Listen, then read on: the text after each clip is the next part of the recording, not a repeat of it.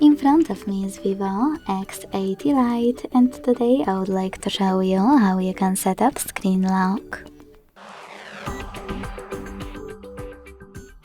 Begin by opening Settings and scrolling down to access Security.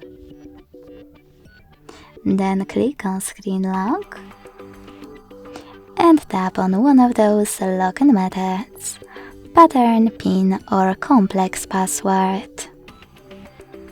Then create it. Hit Next at the bottom right corner and repeat it to confirm it.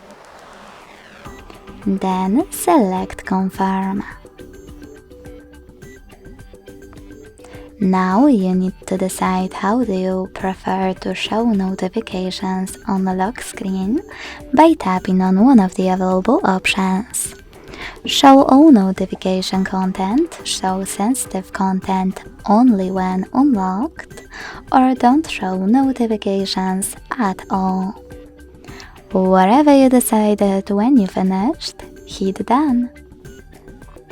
So when I switch off my screen and turn it back on, I can see that pattern is required.